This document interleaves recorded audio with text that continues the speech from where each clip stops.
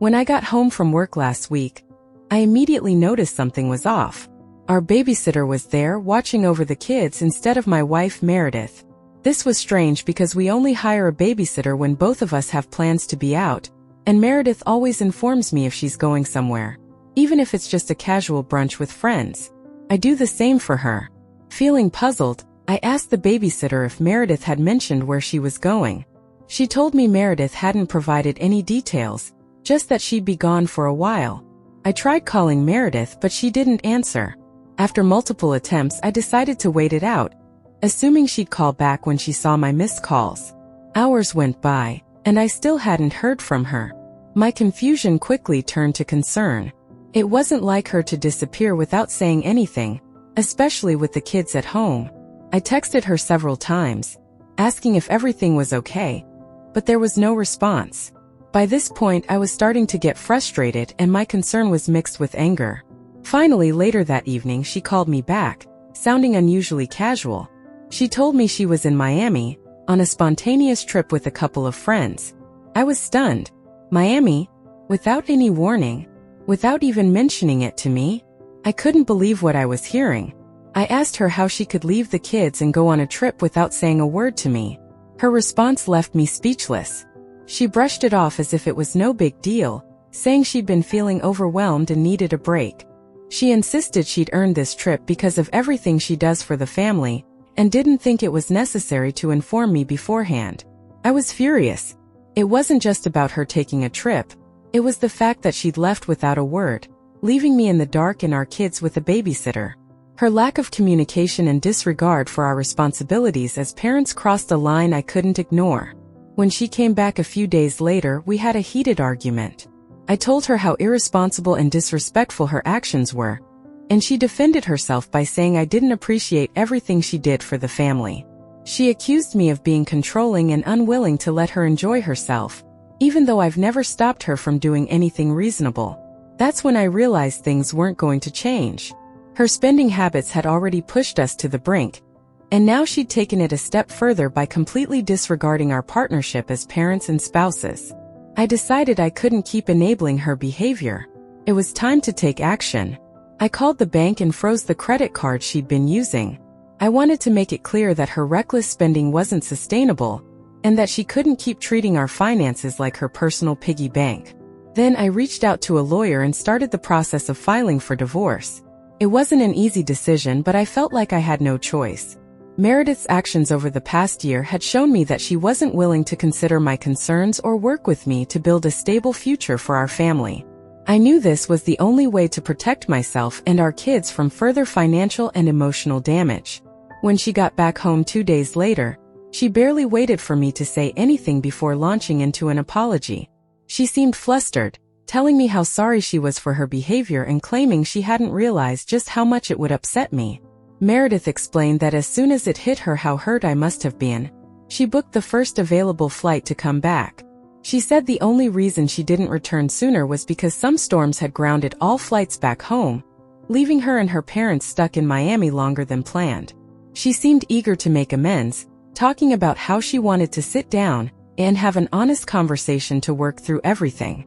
She kept saying she was ready to explain herself, to talk things out so we could fix the situation. But by then I wasn't interested in any of it. I had already made up my mind. The evening before, my lawyer had finalized the divorce papers and sent them over for me to sign. I grabbed them from the table, shoved them into her hands and told her flatly, "Take care of this because I'm done." As she unfolded the papers, her face went pale. She looked up at me, completely shocked, and stammered out questions, asking if I was serious and why I would go to such an extreme. I told her plainly that her behavior over the past year, the constant spending, the reckless decisions, and now flying off to Miami without so much as a heads up, was too much for me to handle. I explained that it wasn't just the trip. It was the blatant disregard for our partnership, for me and for our kids. Meredith immediately began pleading with me, saying that she could change and that this wasn't the end. She kept insisting that we could fix things if I gave her another chance. But I'd heard it all before. Every time I tried to address her spending or the lack of communication, she had dismissed my concerns or made me feel like I was the problem. I told her straight up that I couldn't keep living like this, always feeling like an afterthought in my own marriage. I reminded her that this wasn't a snap decision. I had been trying to work through these issues with her for months, and she had ignored me every step of the way. Her apologies didn't move me anymore, and I wasn't going to let her guilt me into staying. I told her that while I respected everything she had done for our family in the past, her actions over the past year had made it clear that she wasn't interested in being a team anymore. This marriage wasn't working for either of us, and it was time to end it. She spent the rest of the evening trying to convince me to reconsider, but I stood firm. I'd reached my breaking point and there was no going back. I told her she could stay at the house temporarily for the sake of the kids, but I wanted the divorce process to move forward as quickly as possible. I was done. She said that while she understood my concerns about saving for the future, she felt like I was too focused on holding on to money rather than spending it to create memorable experiences for the family. Meredith admitted that her decision to fly to Miami without telling me was a mistake and explained that she had planned it impulsively because she felt overwhelmed. According to her, she just wanted a break from everything, especially after hearing me complain about her spending habits so often. She said she didn't mean to hurt me or the kids and thought hiring the babysitter would show that she was still being responsible. I told her that while I could understand the need for a break, the way she handled it was completely unacceptable. Leaving without saying a word, using my money without consulting me, and then expecting me to be okay with it was a breach of trust. I also brought up her spending habits and how her impulsiveness had left us with hardly any savings despite my promotion. I emphasized that this wasn't about being stingy. It was about ensuring financial security for our family and our kids' future. Meredith started tearing up, saying she felt like she was constantly trying to balance everything: her job, the household, the kids, and felt unappreciated for all her efforts. She said the Miami trip was partly her parents' idea, and she went along with it because she was tired of feeling like everything she did was wrong. She admitted that her actions were selfish and promised to work on her communication and spending habits if I was willing to give her another chance. I told her that while I appreciated her apology and willingness to improve, trust was not something that could be rebuilt overnight. I explained that this wasn't just about one trip to Miami or a few purchases. It was about a pattern of behavior that had been ongoing for years.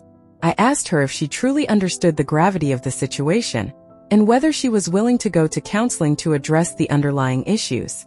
Meredith agreed that counseling might be a good idea, not just for us as a couple but also for herself individually. She said she wanted to make things right and was willing to do whatever it took to fix our marriage. We talked about setting boundaries with finances, discussing all major purchases together, and being more transparent about how we both feel in the relationship. By the end of the conversation, I told her I needed more time to think things through. While I appreciated her efforts to make amends, I wasn't ready to fully commit to trying again. She seemed upset but said she understood and would respect my decision. For now, we've agreed to take things one step at a time and focus on co-parenting peacefully. I still haven't decided whether I'll proceed with the divorce, but I'm keeping the paperwork on standby. This meeting gave me a lot to think about, and I want to make sure I'm making the best decision for myself, our kids, and even Meredith. It's not an easy choice, but I feel like at least now we're starting to communicate more honestly. She looked relieved when I told her I was willing to give our marriage another chance, but I explained that for now, I thought it was best for us to have a little space. She agreed, although reluctantly, and admitted that she needed time to reflect as well. I told her she could come over to my parents' place to see the kids anytime she wanted, but it might be better for now if she stayed with her parents or somewhere else. She nodded, saying she understood. I think we both knew that even though we were trying to move forward, there was still a lot to unpack and process. Over the next couple of days, I spent time with the kids and visited them at my parents' house. I made sure to keep everything as normal as possible for them, even though they were clearly missing their mom. Meredith visited daily, and I could see how much it hurt her to not be with the kids full-time, but I think she was using the time apart to work on herself. She had already started researching therapists and even brought up the idea of marriage counseling, which I thought was a great step. In the meantime, I took the opportunity to really think about everything that had happened, not just her overspending or the Miami trip, but the underlying issues in our marriage that had been simmering for years. I realized that I had a role to play in all of this too. I had been so focused on providing for the family financially that I hadn't noticed how much Meredith was struggling emotionally. I had taken her sacrifices for granted, assuming she was fine because she never said otherwise. That was my mistake, and it was something I knew I needed to work on if we were going to make this marriage work. When we finally met up again after a few days, it felt like the air between us was a little lighter. We both apologized, her for the spending and lack of communication, and me for not being as present as I should have been. It was a difficult conversation, but it was also a productive one. We decided to start seeing a counselor together and set clear financial boundaries moving forward. We agreed to sit down every month to review our budget and plan for both savings and fun expenses, so that neither of us would feel neglected or unheard. Meredith also promised to cut back on her spending habits and agreed to stop making big purchases without discussing them with me first. She said she was ready to work on finding healthier ways to deal with her loneliness and stress, whether that meant picking up a new hobby, reconnecting with old friends, or finding time for herself in a way that didn't involve shopping. I, on the other hand, promised to be more attentive and make more time for our family, even if it meant cutting back on work hours or saying no to certain projects. I wanted her to know that she wasn't in this alone, and that I valued everything she had done for our family over the years. We're not completely out of the woods yet, but I feel like we're finally on the same page. The road ahead won't be easy, and there's still a lot of work to do. But for the first time in a while, I feel hopeful about our future. Having our family back together means the world to our kids. Solidified my decision to work things out with Meredith. Watching their little faces light up when we were all under one roof again was a reminder of what really matters. No amount of frustration or disagreement between Meredith and me is worth putting our children through the pain of a fractured home, especially when we have the tools and the willingness to fix things. Meredith and I have already taken the first step toward making our marriage stronger by committing to weekly counseling sessions. We've even scheduled our first session for next week, and honestly, I'm feeling optimistic. We've agreed to approach this with open minds and hearts and to really listen to what the other person is saying, even when it's hard. This isn't just about mending what's broken. It's about building something better than what we had before. We've also laid out some concrete plans to address the issues that got us here in the first place. Meredith has already agreed to cut back on her spending, and we've set up a joint budgeting system so we can track our finances together. On my end, I've promised to make a conscious effort to spend more time at home and be more present with my family. We've even talked about setting aside one day a week as a family day where work and other obligations take a back seat. The kids are thrilled to have their mom back, and I can already tell that they're feeling more secure. Meredith spent the whole day playing with them, and seeing how much love and attention she was pouring into them made me even more confident in our decision to reconcile. She's a great mom, and despite everything that's happened, she genuinely wants what's best for our family. I know we still have a long road ahead. There's a lot of work to do, and it won't be easy, but I'm ready to put in the effort. I've realized that marriages aren't perfect, and there will always be bumps along the way. What matters is how we navigate those challenges, and whether we're willing to fight for what we've built together. Right now, I believe we have something worth fighting for. No job or career is worth losing the moments and relationships that truly matter. Over these past 6 months, I've discovered that prioritizing my family brings me a kind of fulfillment that no title or paycheck ever could. Meredith and I have grown so much closer, and I've started to feel more connected to my kids than ever before. For the first time in years, it feels like we're all on the same page. We've worked hard to rebuild the trust and respect that we'd lost, and counseling has played a huge role in that. It's given us the tools to communicate better and handle our disagreements in a healthier way. We've also made a conscious effort to stick to our budget, and Meredith has been incredible about managing her spending. She's even found new hobbies that don't involve shopping, and I can see how much happier and more fulfilled she seems. The kids have definitely noticed the difference too. They're more relaxed, more joyful, and they love that we're spending more quality time together as a family. It's little things like game nights at home or spontaneous trips to the park that remind me why we fought so hard to keep this family intact. The joy on their faces when we're all together makes every challenge we've faced worth it. To anyone who doubted our ability to make this work, I understand your skepticism. Honestly, if you'd asked me 6 months ago if we'd be in this place now, I might not have believed it either. But people can change when they're truly committed to doing so. Meredith and I both recognized that we had a lot to fix, and we were willing to put in the effort. That's what saved us.